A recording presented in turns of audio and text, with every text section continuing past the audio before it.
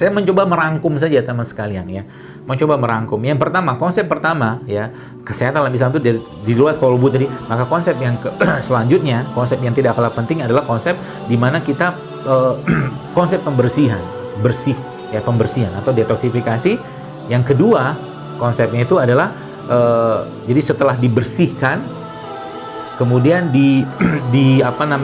dikeluarkan atau dibuang ya. Yang ketiga dimasukkan ya, dibersihkan ya, dikeluarkan atau dibuang yang tidak baik tadi, dan yang ketiga yang terakhirnya dimasukkan barang-barang yang atau produk-produk yang bagus. Ini sebenarnya. Dan konsep pertama saya akan jelaskan saja poin-poin pentingnya supaya nanti bisa Anda praktekkan. Gini. Saat ini ada mungkin jadi kalau mungkin dari seluruh agama-agama yang ada, mungkin agama Islam ini agama yang paling komplit konsep detoksnya atau konsep pembersihannya. Oh, nggak percaya? Mari kita lihat. Ada 30 hari Ramadan ya. Kalau teman-teman baca tentang otofagi, otolisis, maka akan ketemu kenapa ada 30 hari dalam setahun kita wajib puasa. Nanti ketemu tuh. Bahwa ternyata proses otofagi itu terjadi per 12 harian. Jadi kalau 365 dibagi 12 maka akan ketemu angka 30. Jadi sebenarnya muslim tidak muslim dia 30 hari dalam satu tahun dia wajib berpuasa. Itu pesannya sebenarnya. Secara ilmiahnya begitu. Ada 6 hari Syawal ya. Kemudian ada Ayamul Bid. Kemudian ada Senin Kamis. Ada puasa sunnah ya. Ada berapa macam puasa tuh? Ramadan, Syawal, Ayamul Bid, puasa Senin Kamis, dan puasa-puasa sunnah yang lain. Banyak. Ada yang terakhir puasa Daud, Nabi Daud ya. Puasa berselang-seling. Jadi ya mas sekarang lagi heboh-hebohnya intermittent fasting, canggihan Islam. Ya, canggihan Islam. Intermittent fasting kan kayak orang berjeda ya. Jadi dia makan sekian waktu tertentu, nanti dia makan pada waktu. Contoh misalkan 16 jam dia nggak makan. Nanti 8 jam dia baru makan. Ini kan namanya intermittent fasting. Nanti silakan browsing aja. Itu konsep Islam udah jauh lebih canggih dari itu, apalagi Ramadan. Ramadan tuh bukan lagi intermittent fasting, tapi udah disempitkan. Fat state atau waktu masa kita makan tuh kan disempitkan banget sama. Kita berbuka sahur jam 4 subuh lah katakanlah. Kemudian berbuka let's say mungkin rata-rata jam 6 lah. Berarti sudah 14 jam kita berpuasa. Dikasih kesempatan sholat maghrib, makanlah setengah jam.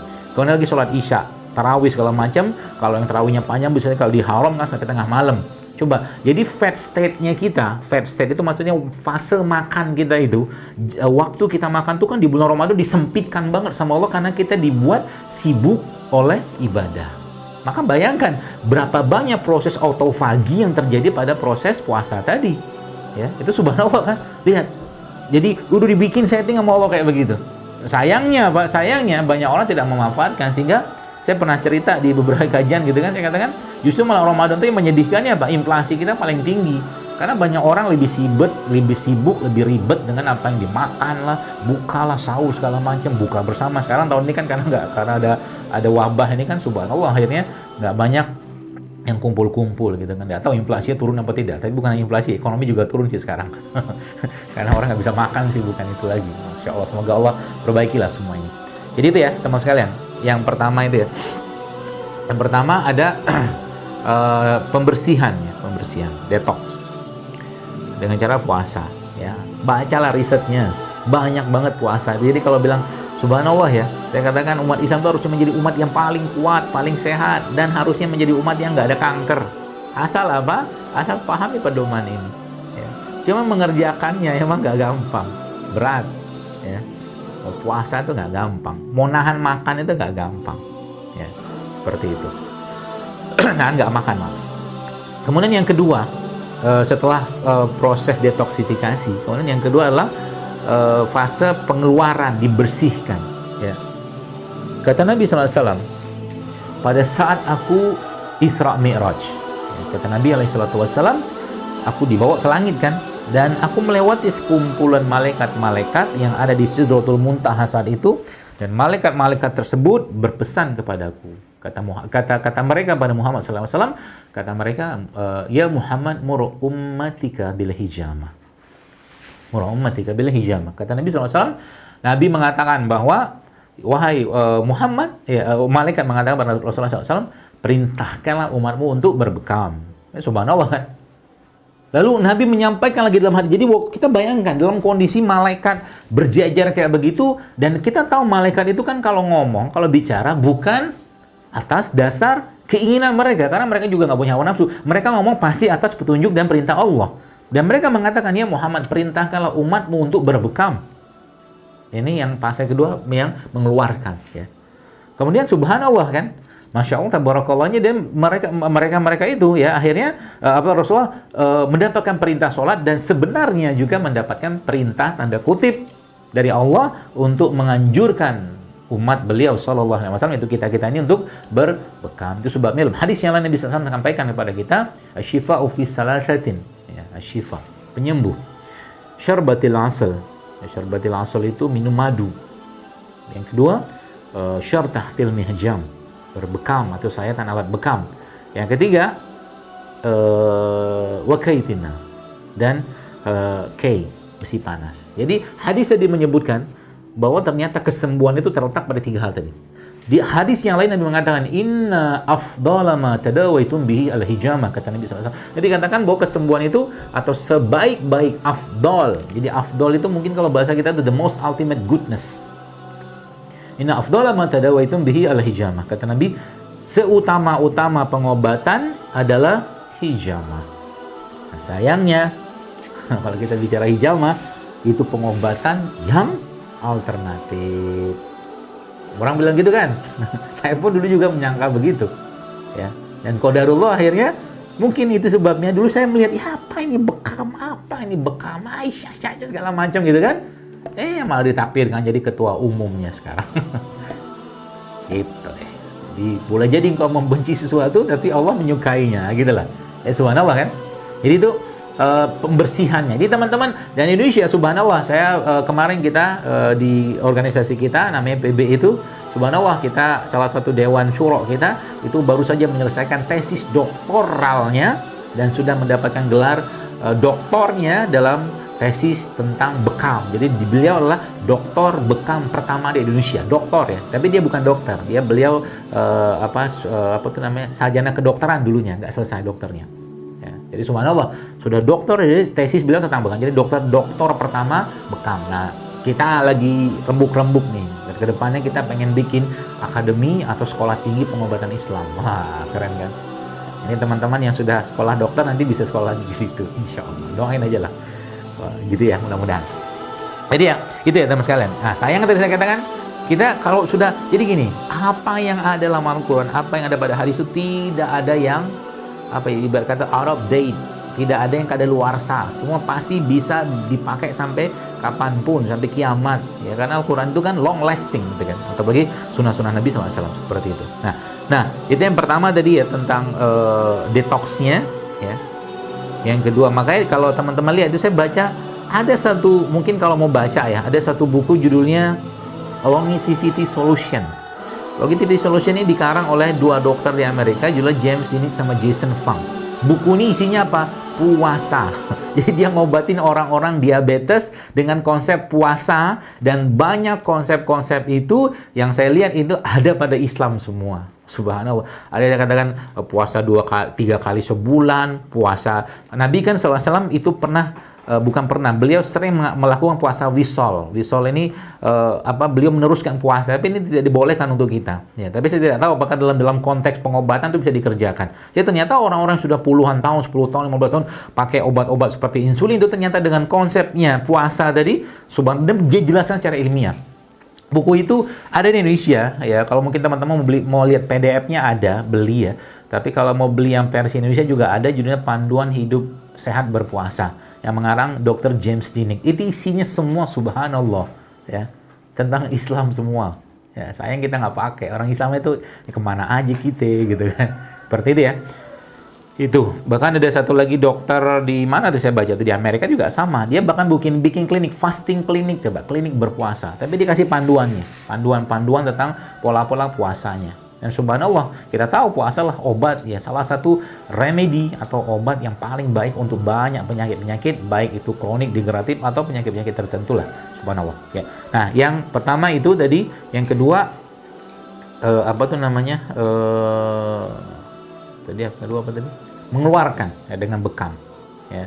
Karena memang kalau nanti teman-teman dan sebenarnya ada satu lagi ya, salah satu peneliti bekam ya, yang juga lulusan Undip, namanya Dr. Agus Rahmadi. Mungkin teman-teman bisa juga undang beliau nanti, karena beliau juga termasuk yang meneliti tentang bekam.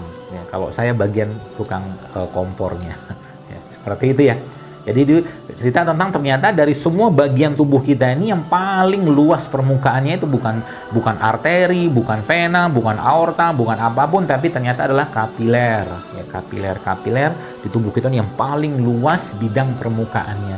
Dan kapiler-kapiler inilah yang sebenarnya subhanallah ya, masya Allah tabarakallahnya itu ya dikeluarkan, ya dibersihkan dengan bekam. Tapi bekam itu bukan mengeluarkan darah kotor, bukan, konsepnya itu bukan itu. Ya, lebih detail dari itu ada. Nanti bisa di browsing lah, teman-teman bisa baca kok banyak penelitiannya. Ya, dan siapa tahu juga nanti mau riset ya, atau mungkin karya ilmiah yang masih koas gitu kan tentang bekam. Saya kira mungkin peluangnya sangat besar sekarang, insya Allah ya. Mari kita angkat agama ini, jangan lagi diremeh-temehkan lah ya.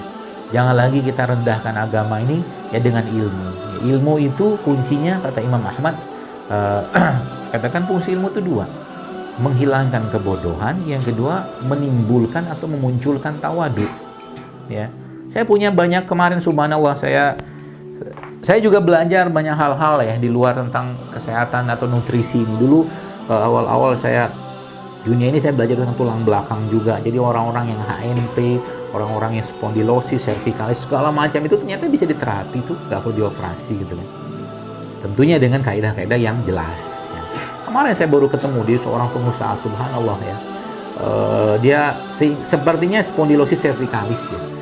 Gak bisa ngapa, jadi sakit banget sini-sini segala macam. Terus akhirnya saya dulu pernah mengerjakan, tapi karena tangan saya nggak terampil lagi, tangan saya nggak kayak orang bedah lah. Bedah itu kan kalau lama nggak ngoperasi itu ya kaku-kaku lah. Saya bawa atau saya referkan beliau ke salah satu guru saya, ya guru tulang belakang saya. Itu masya Allah dia cerita kemarin. Teman saya yang saya sampaikan tentang orang itu subhanallah baru sekali terapi saja, masya Allah tabarakallah biiznillah pastinya ya, itu ternyata hilang semua keluhan tadi. Dan dia nggak pakai neck collar lagi segala macam. Dia bukan fraktur ya, tapi semacam spondilosis lah, saya lupa diagnosanya apa. Sudah berobat luar biasa banyak lah. Jadi ilmu Allah itu sangat luas. Jadi ilmu yang kita belajar di FK itu ya, itu bagus ya, tapi ilmu di luar itu jauh lebih luas, jauh lebih luas. Pahami itu baik-baik. Jadi kalau mau belajar juga bisa jadi ya, memang nggak ada sekolahnya, harus comot sana sini belajar buku. Kalau Anda lihat buku yang saya pelajari itu masya Allah banyak banget ya, terlalu banyak. Ini itu bagaimana mengkombinkan dengan agama, dengan Islam, dengan hadis segala macam, dan bagaimana perkataan para ulama, masya Allah ya, indah banget aja ini. Jadi akhirnya apa yang kita sampaikan ya, kembali pada Islam, kembali pada Allah, kembali pada sunnah Nabi SAW. Dan yang ketiga yang terakhir ya, memasukkan yang baik-baik, memasukkan yang baik-baik ya. Yang baik-baik seperti ya itu saya katakan, wa kulu mimma razaqakumullah halalan thayyiban, kata Allah.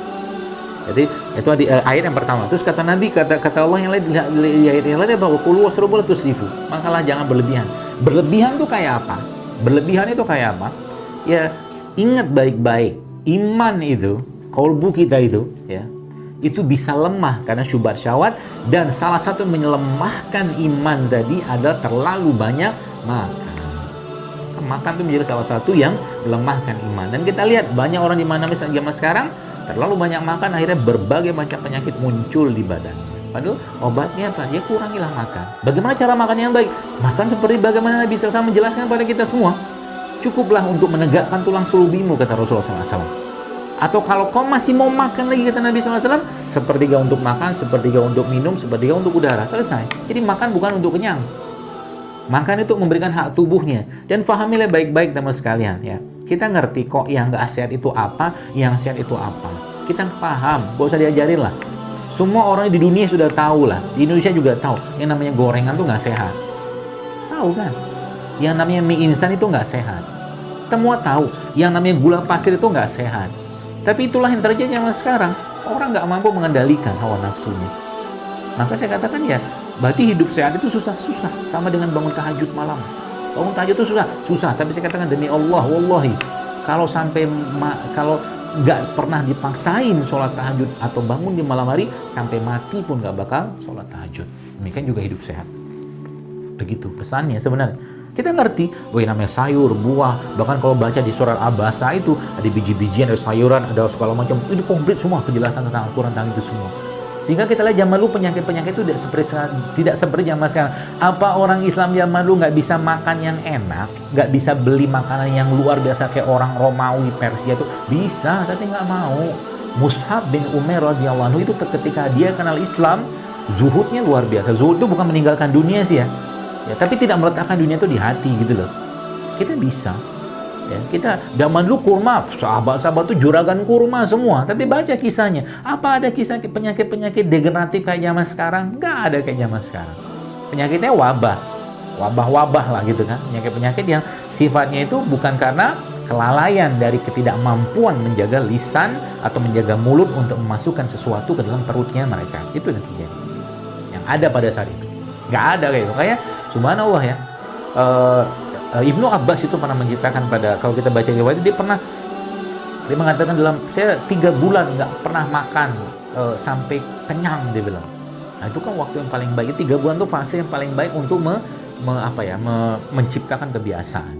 Jadi kalau teman-teman di sana ya saya pesan aja yang masih koas segala macam, ingat kalau Anda belajar ilmu nutri epigenomik atau epigenomik, maka kalau yang dimakan sekarang nggak sehat, maka gen generasi ke depan juga akan tidak sehat. Karena satu potong makanan tidak sehat yang kita makan, ya itu akan menjadi bagian dari gen kita. Itu pesannya. Jadi kalau sekarang salah satu indikator tidak sehatnya umat ini, salah satu ya. Pernahkah teman-teman berpikir kenapa anak perempuan zaman sekarang itu menstruasinya sudah mulai terjadi pada usia ya kelas 3-4 SD. Artinya kan mensnya sudah awal, sudah lebih dulu. Artinya sel-sel atau ya ibarat kata sel-sel itu udah matang duluan, bukan pada saatnya. Kalau sudah menstruasinya lebih awal, maka menopausnya pasti akan lebih awal. Tidak heran, banyak sekali case yang saya dapatkan, baik itu di online segala macam, perempuan itu masalahnya di menstruasi, dan menstruasi adalah gerbang pertamanya. Wanita akhwat itu kalau dia sudah menstruasi bermasalah, maka gerbang penyakit yang lain akan terbuka. Bukan stroke, kayak kanker, tumor segala macam itu termasuk infertilitas juga. Ya, seperti itu ya. Jadi kalau sudah mulai dipahami ini, maka kita mulai mikir, fal yang zuril insana ila ta'ami anna sababna ma asabba, kata Allah. Pikirin baik-baik yang kalian makan itu. Gitu loh. Kalau udah nggak sehat, jangan dimakan. Kali cip-cip oke lah, sekali-sekali nggak apa-apa lah. Makanya saya katakan ya memang susah. Ya. Saya juga baru tahu ilmu seperti ini juga di saat sekarang zaman dulu ya. Apakah zaman dulu saya nggak makan mie instan? Makan juga, sama aja. Tapi alhamdulillah nggak langsung mati kan. Gitu, lama matinya. Nggak tahu lah. Ya mudah-mudahan Allah maafkan lah kita atas. Jadi sebagaimana Allah katakan dalam surat At-Tin ya, walaupun khalaqnal insana lafi ahsani taqwim, kami ciptakan manusia dengan sempurna. Cobalah untuk berpikir bagaimana masyarakat umat ini bisa mengembalikan jasad ini kepada Allah dalam keadaan yang baik pula, sebagaimana dia menciptakannya, bukan dalam keadaan jasad itu penuh dengan penyakit akibat ketidakmampuan mengendalikan hawa nafsu. Kita pikir itu aja. Ilmu yang Anda miliki dalam sekalian bukan cuma sekedar untuk mengobati, bukan. Banyak pasien di luar sana yang tampak sehat tapi mereka sesungguhnya sedang sakit. Maka jadilah orang-orang yang bisa mengembalikan mereka kepada Al-Quran dan Sunnah Nabi SAW untuk menjaga kesehatan dan untuk mengobati. Dan penjelasannya semua adalah pada Al-Quran. Tinggal kita gali saja. Banyak kitab-kitabnya. Mungkin demikian short briefnya ya. Mudah-mudahan bermanfaat dan menjadi insight baru buat teman-teman semua. Lagi-lagi Islam tidak menolak teknologi ya.